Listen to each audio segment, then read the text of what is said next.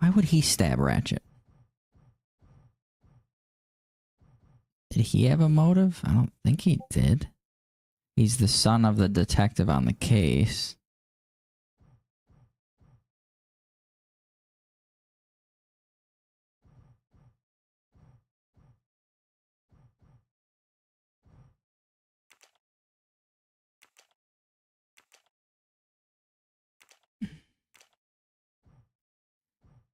Let's see. Let's just count them out here.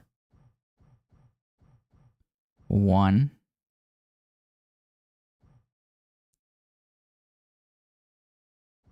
2, 3, 4, 5, 6,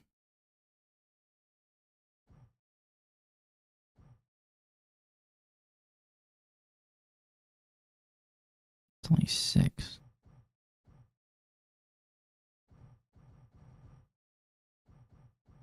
7, 8, 9. Where did we come up with 12? No.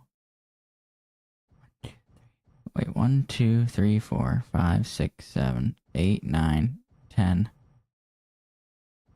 11, 12, 13, 14, 15. Not counting these 3. So take away 3.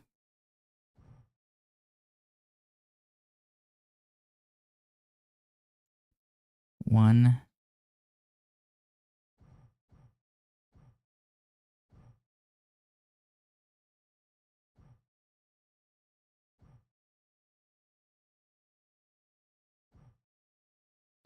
What the?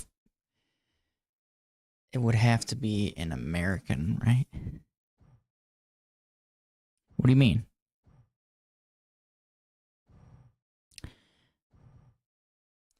I'm trying to figure out who's related to this case. Definitely.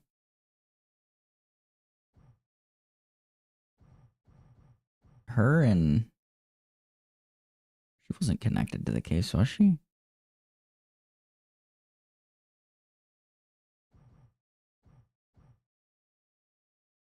Why did she cover up? Why did she cover up that she couldn't hear her?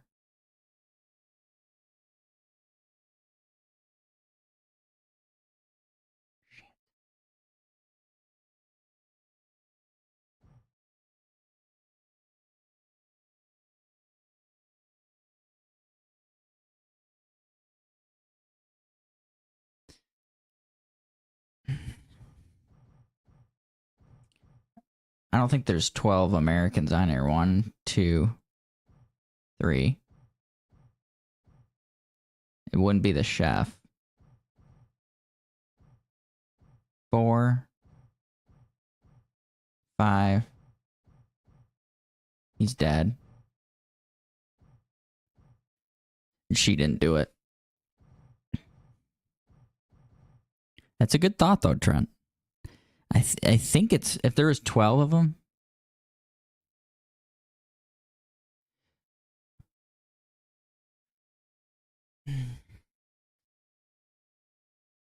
Well... Maybe there was two murderers, but 12 people knew about it? I think that's where we're at. Tish, where are you? I don't think 12 people snuck in and stabbed him. 12 people were involved. There's somebody who's left-handed that stabbed him, and there's somebody that's right. I was thinking it was more...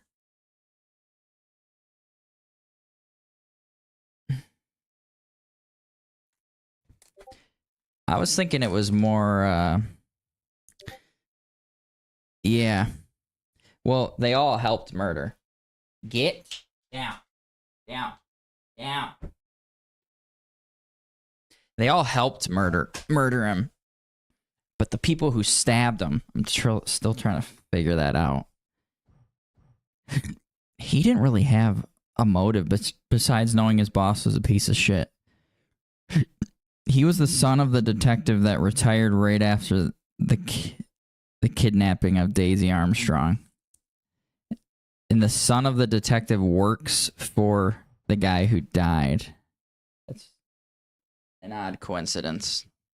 So I don't think he would kill him. Why would he stab him?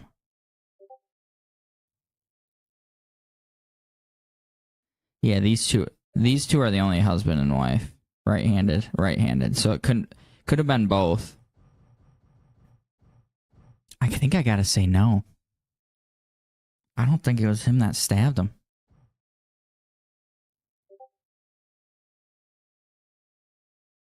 But it would make sense that if 12 people stabbed him, she's the only left-handed person on here.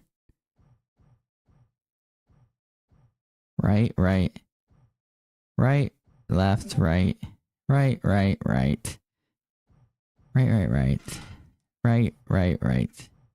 Yeah, it's most definitely she stabbed him once. She's one of them.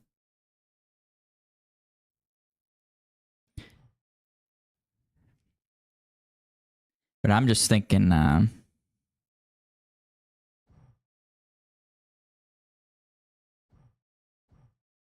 he's not involved. So no. He's dead.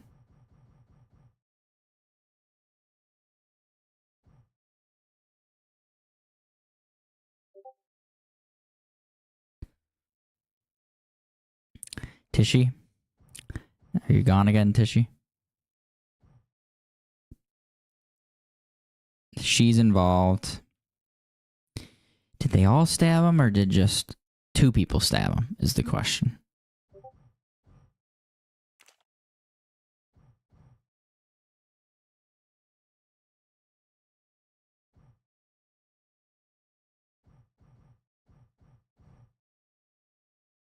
Oh, no. Get down. Get down. Leave her alone. Leave her alone. Stop. I didn't even know you were in here.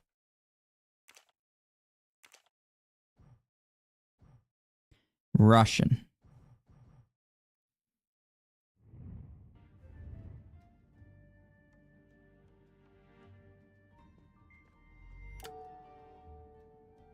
I do not think that He did. So it is.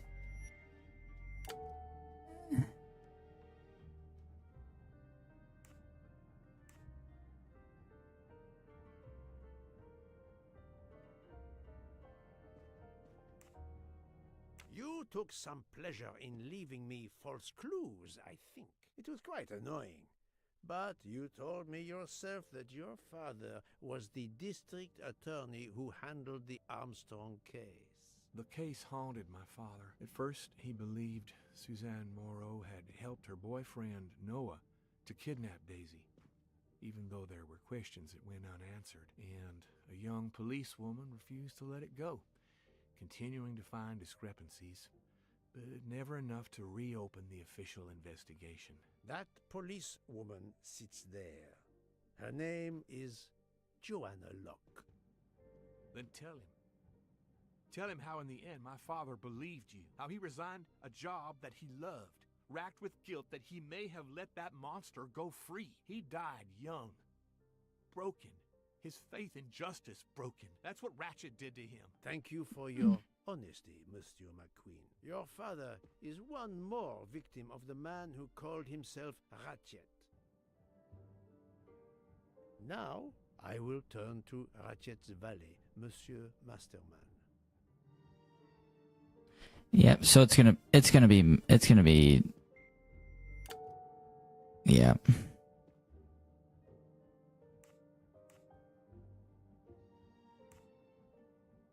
Sleeping pills.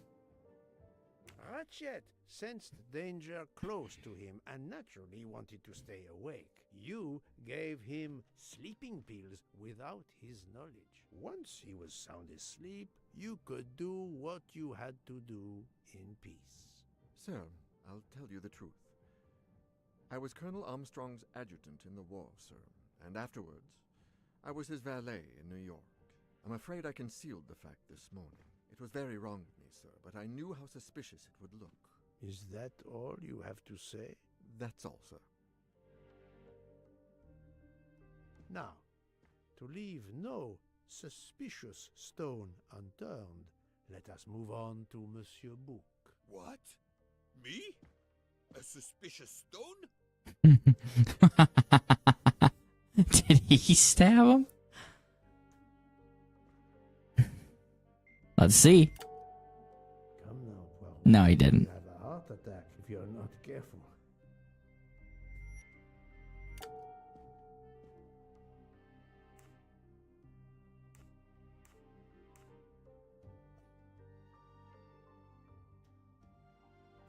Book, my friend, of course you are not guilty. You did everything you could to get me on this train. What madness would cause you to ensure, and I speak with all modesty, that the best detective in the world could be present to witness your crime? But doesn't our friendship count as well? Most assuredly, but a murderer can wear all sorts of masks, including friendship. Let us consider our ever-efficient wagon-lit conductor, Pierre Michel.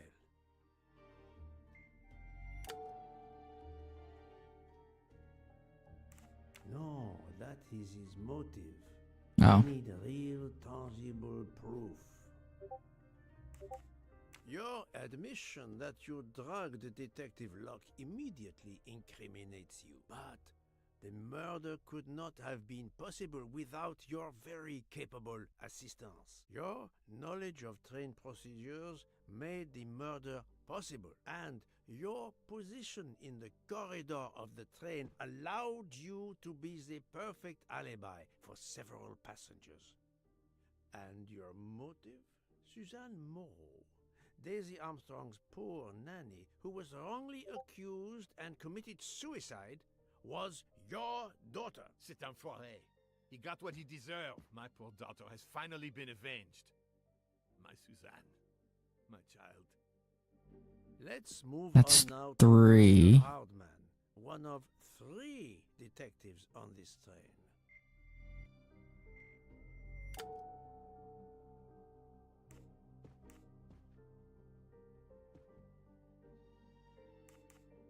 Monsieur Hardman, I think you are a real detective, but you were never hired by Ratchet. Your alibi was that you were watching the corridor to protect Ratchet, which, of course, you never did. You protected Pierre Michel. However, we just saw that his alibi doesn't hold up, so neither does yours. I don't know about the conductor.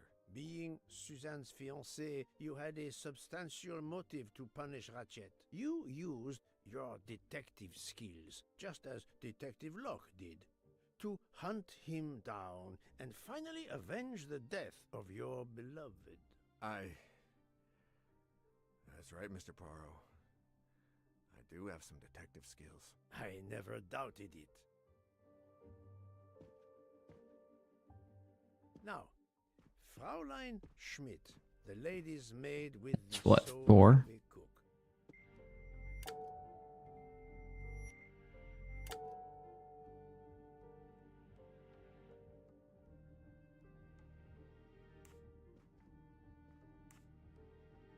Fraulein Schmidt, you told me of your remorse for drugging Detective Locke. I believe you are sincere. However, as the cook of the Armstrong family, No, you that wasn't my fish. experienced the drama from within. The death of Daisy, then Sonia Armstrong, who died in childbirth, and finally Suzanne and John Armstrong. So much misfortune in that poor family. The death of this criminal is only justice. Let us move on to Countess Andreni. I was impressed by the earnestness of her husband when he swore to me solemnly on his honor that his wife never left her compartment that night. Should I believe it? Definitely. Even if it seems logical, it's more complicated than that. I believe Countess Andreni. No?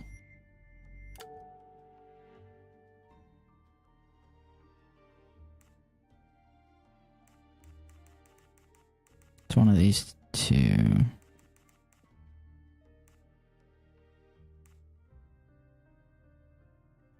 Countess Andreni Oh, yeah. young and It's the middle one.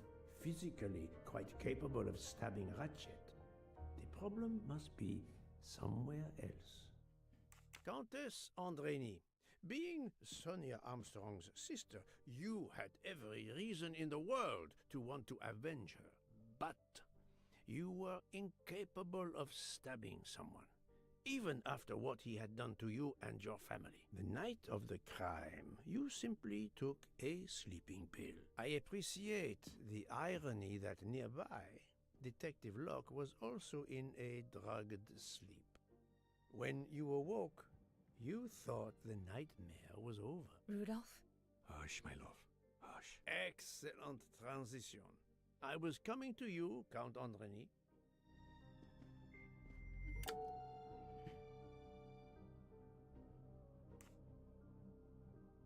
"12 people, a jury. This was very important to all of you. If Countess Andreni did not stab Ratchet, someone had to take her place. And you, Count, the beloved husband. I've seen how fiercely you love and protect your wife. Enough! I would do anything for Helena. Anything. Even that. Yes, even that. Let's move on to Monsieur Foscarelli. Definitely.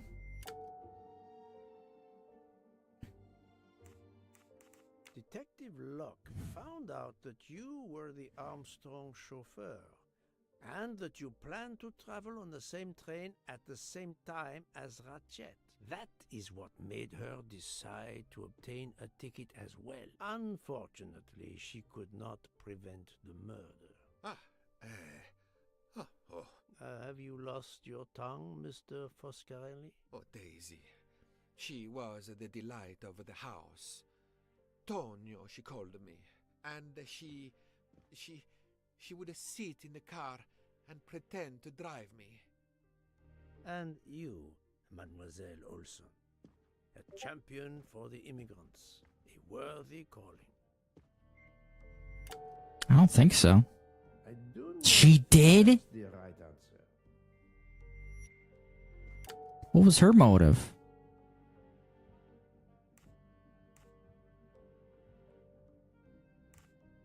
Why did she? Mademoiselle Olson, you supported Madame Hubbard's story about her connecting door latch, a story that I later demonstrated to be impossible. So, you deliberately lied to me, and you also lied about Mademoiselle Debenham's whereabouts. Enough! I can't take this anymore. I know what you want from me, Mr. Poirot. Very well. Here it is. She was my little Daisy, my angel, so patient. When I patched a scrape or took her temperature, that was my job. But she was so much more to me. She was a shining light in an ever-darkening world. I've tried to honor her by caring for children who have lost everything. Thank you, Mademoiselle Olson. You too shed light on your part in this mystery.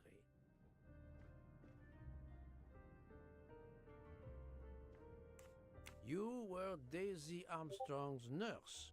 I will ask you no more questions. It is enough that you have admitted what I know to be the truth, and I understand. Let's move on. Dr. Constantine. You suspect me? I know none of these people. I didn't know Ratchet either, and I've taken a solemn oath to help people, not murder them. If it's this dude, I'm gonna lose my mind.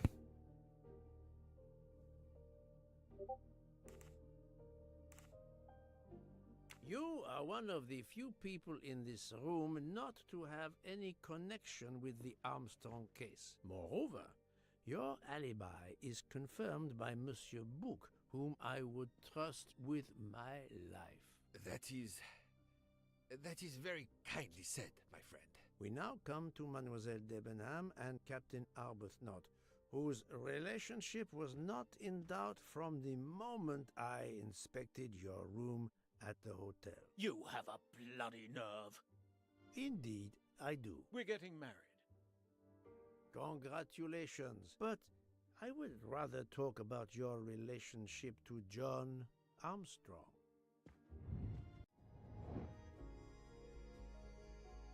Lover.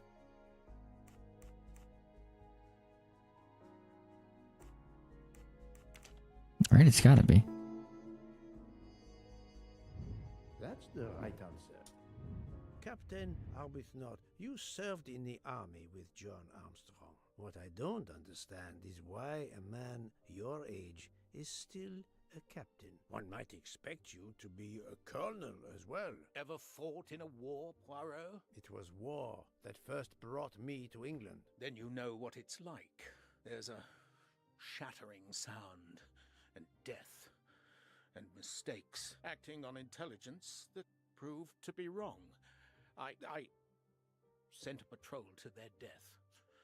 Good men, brave men, wasted. John testified on my behalf at a court-martial. I'm not a colonel. I don't deserve to be, you bloody fool. But I'm also not in prison. John remained my best friend until...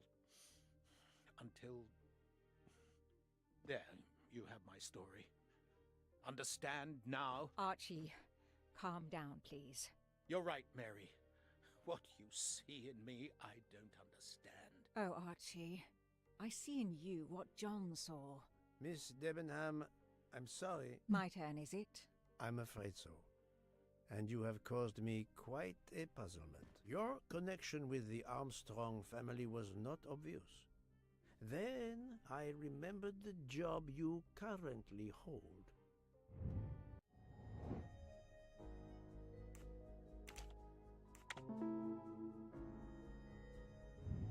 Et voilà.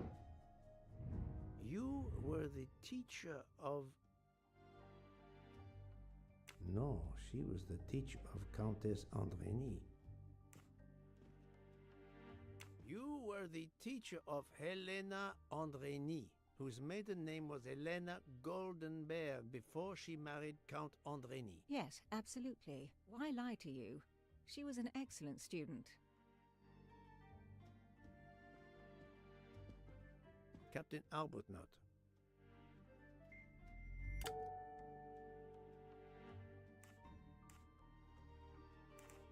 No, his vial found at the crime scene was a decoy.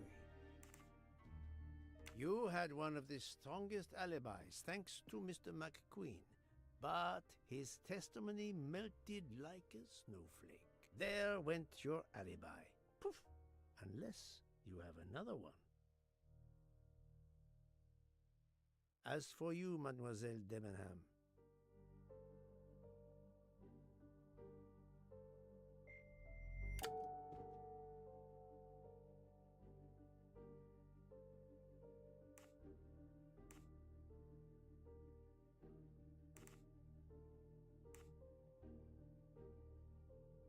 Mademoiselle Olsen was the only one who could confirm your alibi.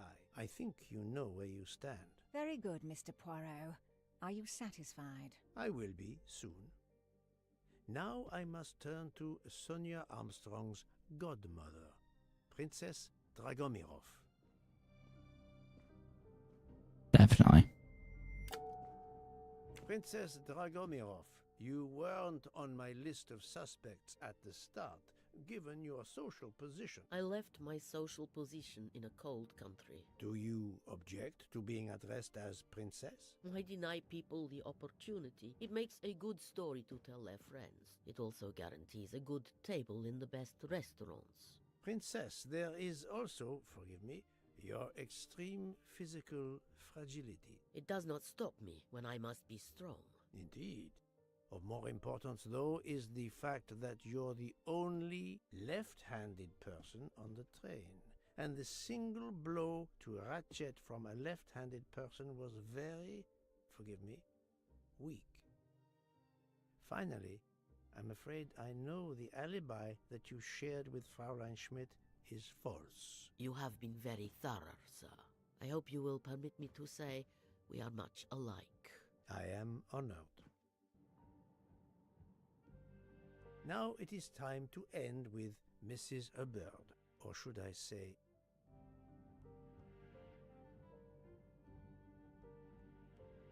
Definitely not.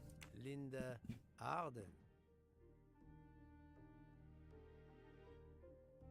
If Princess Dragomirov hadn't told me about her relationship with this famous actress, I might not have made the connection. But you are a great actress, madame. Your performance as a flighty, self-involved woman was superb.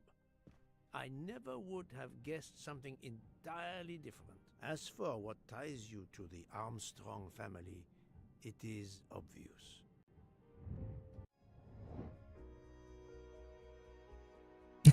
Mother of Daisy. Okay, let's see.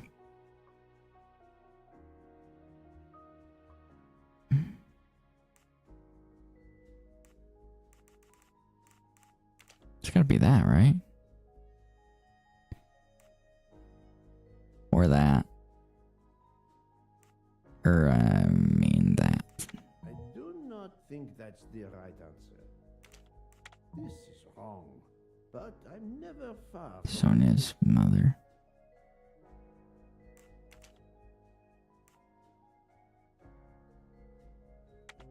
Yep. Cells did not. Mrs. Hubbard, you are the mother of Sonia Armstrong and Mrs. Andreni. Definitely.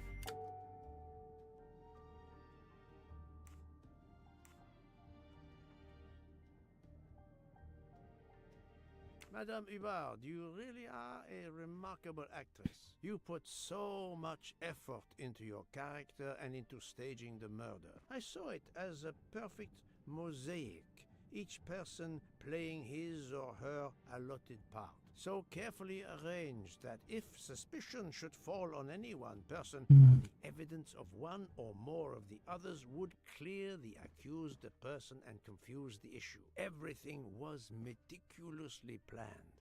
But you hadn't expected that Detective Locke and I would be on this train, and the avalanche would block it on the night of the murder. You had to improvise.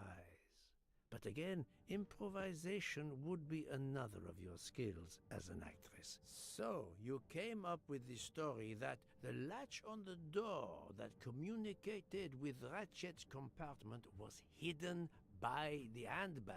I always fancied myself in comedy parts. That slip about the sponge bag was silly. Shows you should always rehearse properly. You know all about it, Mr. Poirot. You're a very wonderful man, but even you can't quite imagine what it was like. That awful day. I was just crazy with grief.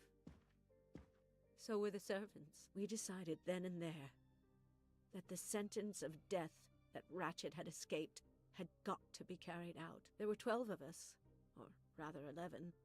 Suzanne's father was over in France, of course. First we thought we'd draw lots as to who should do it, but in the end we decided on this way. It was the driver, Antonio, who suggested it. Mary worked out all the details later with Hector McQueen. It took a long time to perfect our plan.